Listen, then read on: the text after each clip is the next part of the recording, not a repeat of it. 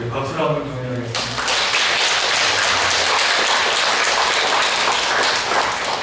할렐루야. 지난 주간 안녕하셨습니까? 오늘은 맥주 감사절입니다.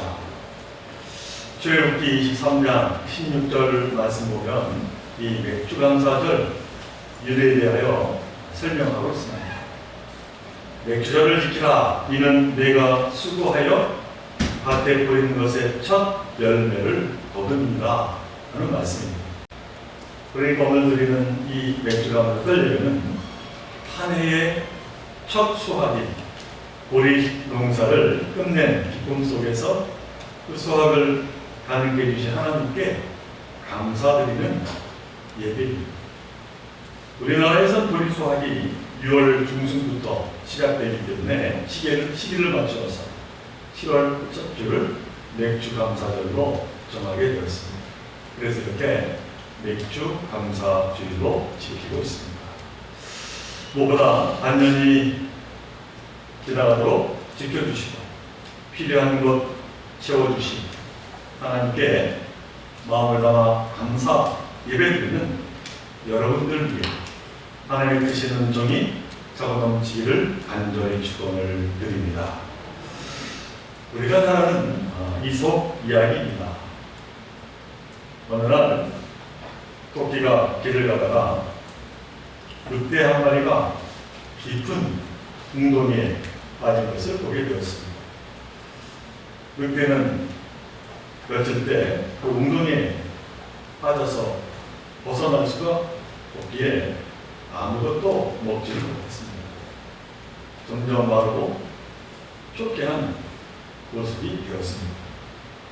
그런 배가 죽어가는 그 늑대가 거기를 지나가던 토끼를 보게 되어서 사정을 합니다. 제발 날 이 웅덩이에서 건져다오. 그러자 토끼는 건져주면 당신이 나를 잡아먹을 것이 아니오. 이렇게 말을 했습니다. 그러자 늑대는 그게 말이 되느냐? 절대로 그런 일은 없을 것이다. 세상에 생명의 은인을 어떻게 잡아먹겠냐고 말하면서 토끼에게 사정하는 것이었습니다. 그러자 토끼는 나뭇가지를 그곳에 건네주어서 이 늑대를 웅덩이에서 나오게 도와주었습니다. 그러자 늑대는 웅덩이에서 나오자 다른 소리를 합니다. 마음이 달라진 겁니다. 그때는 그때고 지금은 배가 고파 못 견디겠으니 너를 잡아먹겠다 라고 하는 겁니다. 토끼가 통사정을 해보았지만 소용이 없었습니다. 그때 마침 여우가 그 옆을 지나가고 있었습니다. 너무나 우울한 토끼는 여우에게 그간 사정 이야기를 하면서 재판을 해달라고 이야기했습니다. 그러자 여우는 늑대에게 일이 이렇게 되기 전에는 어떠한 형편에 있었는지 모르면서 그때의 모습을 있는 그대로 한번 재현해보라고 이야기를 했습니다. 그러자 늑대는 다시 또 깊은 웅덩이에 내려가게 되었습니다. 이렇게 있었지 라고 말하면서 말입니다. 그러자 여우가 늑대를 보고 판결을 내립니다. 너는 거기에 그대로 있는 것이 좋고 토끼는 그냥 다른 데로 가는 것이 좋겠다. 우리가 잘 아는 구화이지만 우리에게 깊은 깨달음을 줍니다. 사랑하는 우리 좋은교회 성도여러분, 우리는 과거를 잊어서는 안 됩니다. 내가 과거에 어떤 형편에 있었느냐를 늘 생각하며 살아야 한다라고 하는 것이죠. 과거를 잊어버리기에 오늘이 은혜인 줄을 모르고 우리는 살아가게 되는 겁니다. 과거를 잊었기에 오늘의 은혜가 당연한 것으로 생각하고 합니다. 아니 오히려 모자라고 부족하다고 실망하고 원망하며 살아가는 것입니다. 이런 인간의 얕은 마음을 잘 아시는 하나님은 신명기 8장 12절로부터 18절에서 우리에게 아주 중요한 말씀을 하셨습니다. 알기 쉬운 공동번역으로 제가 한번 공독을 해드립니다.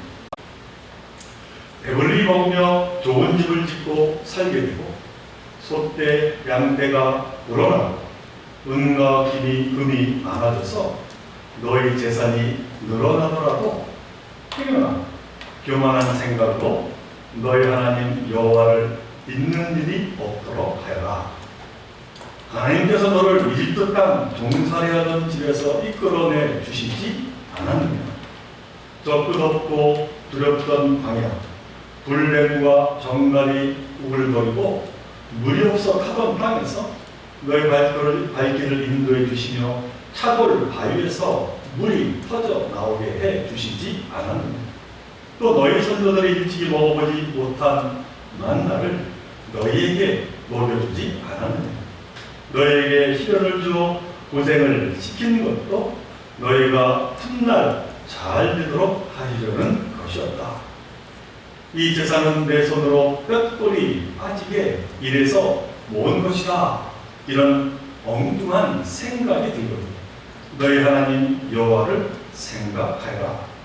하나님께서 너희 선조들에게 맹세하신 당신의 계약을 이행하셔서 오늘 이처럼 재산을 모으도록 너에게 힘을 주셨다는 것을 생각하여라 하는 말씀입니다. 한마디로 하나님의 은혜를 잊지 말라라고 하는 말씀입니다. 물론 그렇다고 제가 이 말씀을 빗대어서 지금 우리가 감사할 줄 모르는 배은망덕한 자들이다 라고 하는 말을 하려고 하는 것이 결국 아닙니다. 우리에게도 감사함이 있습니다. 또 오늘 이렇게 하나님께 감사합니다. 그런데 문제는 이 감사의 조건이 지극히 제한되어 있고 세상적으로 되어버렸다라고 하는 점입니다. 물질의 풍요, 출세, 자식의 성공, 건강, 이 모두가 물론 감사해야 할 일임에 틀림이 없습니다.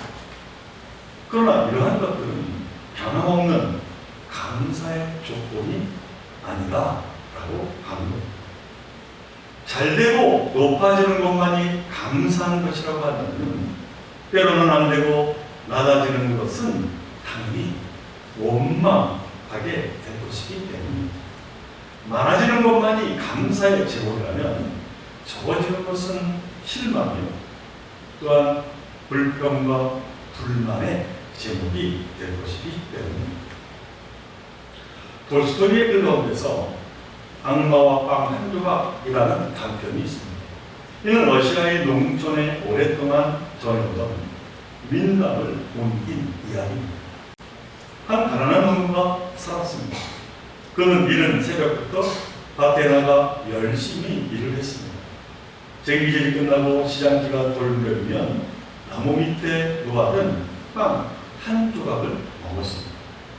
그런데 어느 날 이 빵이 깜짝같이 사라지고 말았습니다.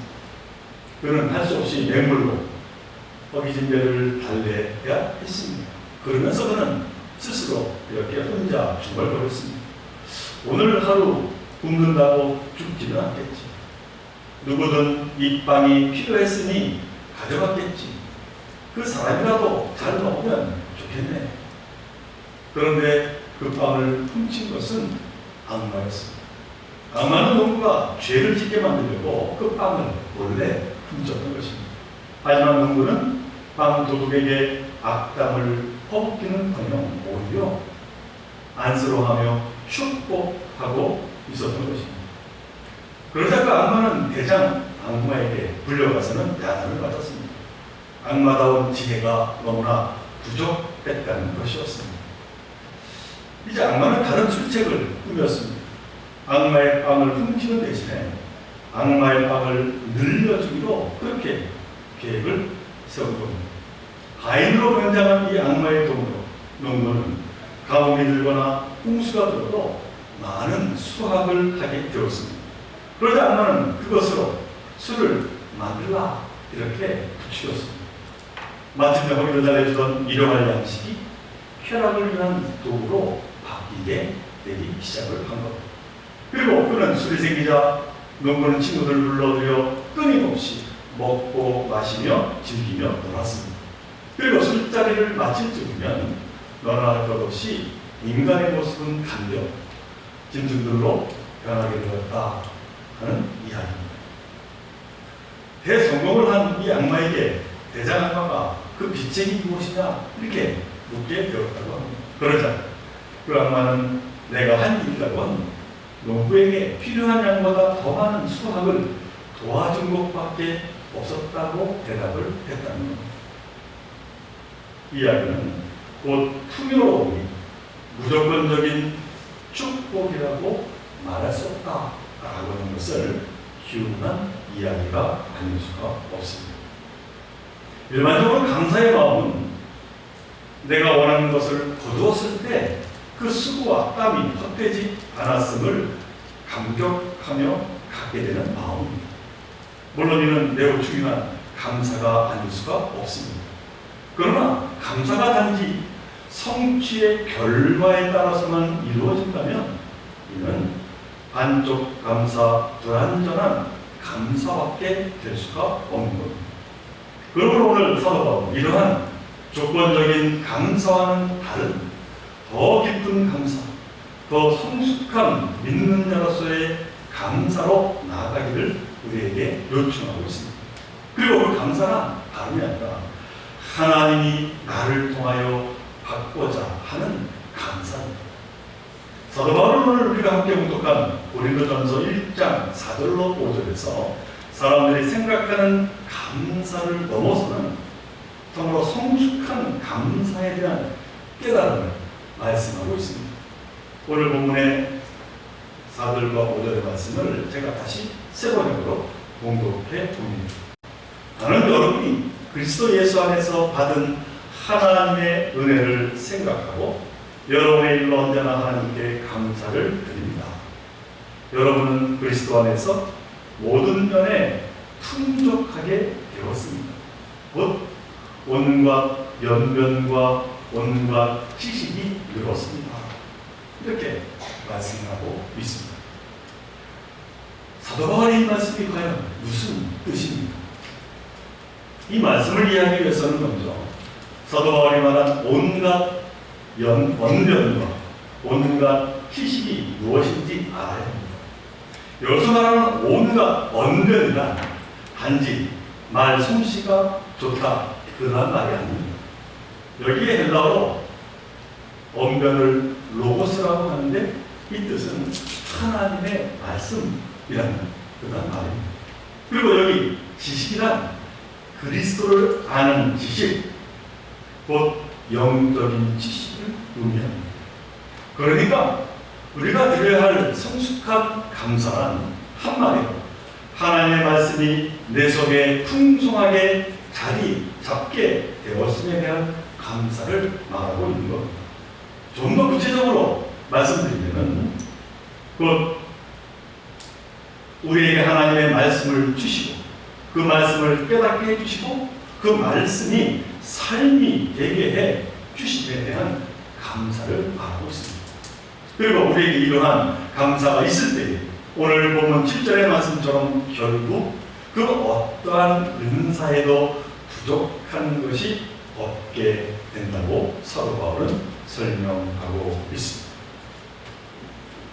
지금까지 이 말씀을 제가 다시 한번 정리를 해보도록 하겠습니다. 우리는 일반적으로 어떠한 때 감사합니다. 내가 원하는 것이 잘 될 때 감사합니다. 그러면 이는 반대로 내가 원하는 것이 안 될 때 감사할 수 없다는 말과 같습니다. 그렇지 않겠습니까? 여기에 사도 바울이 말씀합니다. 우리 믿는 자들은 이러한 조건적인 감사에서 한 걸음 더 나아가 성숙한 감사의 삶을 살아야 한다고 말합니다. 그렇다면 우리에게 성숙한 감사란 무엇입니까?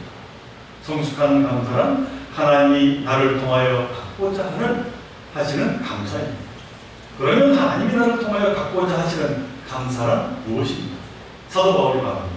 그 감사란 하나님의 말씀에 따라 살아감으로 갖게 되는 감사입니다.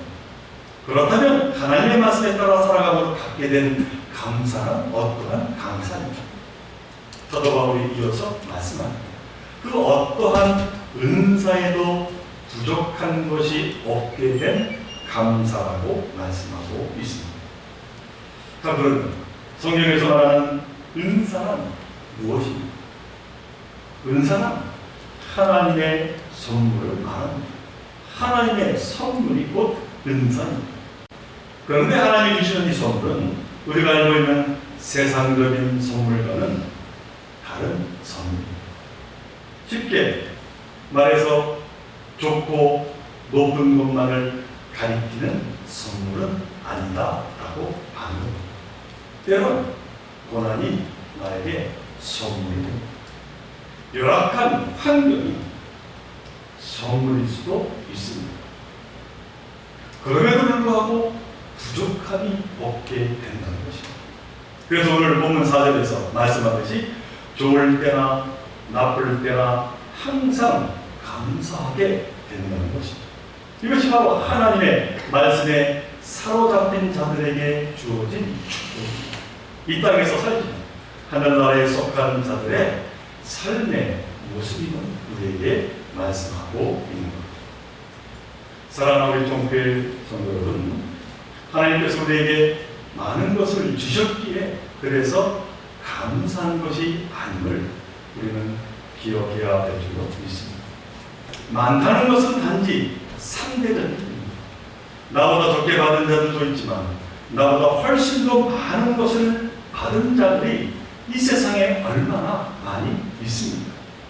그래서 재고 또 비교하는 그 삶은 그만 나에게 주어진 감사의 마음을 빼앗아가고 만나는 겁니다. 그리고 그래서 감사가 없을 때 하루하루의 삶은 원망이요 불평이요 불만이 아닐 수가 없게 되는 겁니다. 곧 지옥 같은 삶을 살아가게 되는 것이 아니겠습니까? 그러므로 우리에게 필요한 것은 오늘 우리에게 주신 말씀처럼 하나님의 말씀을 통해 어떠한 은사에도 부족함이 없는 그 자족의 비전, 곧 성숙한 믿음을 우리가 가질 때에 가능하게 되는 것입니다.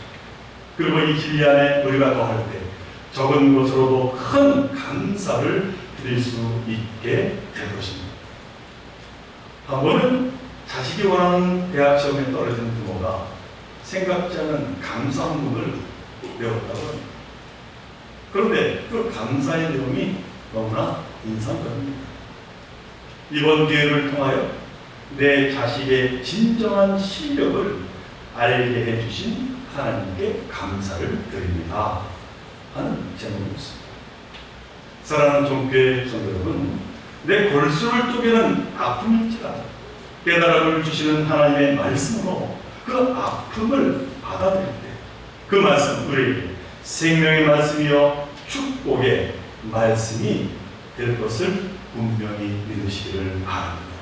그럼 우리가 무엇보다 잊지 말아야 할 진리의 말씀, 하나님은 결국 나를 너무나도 사랑하셨습니다. 모든 것을 통하여 나에게 가장 좋은 것으로 채워주시는 분이시다 라고 하는 진리의 말씀입니다. 오늘 매주 감사주일 하나님께 감사 예배를 드립니다.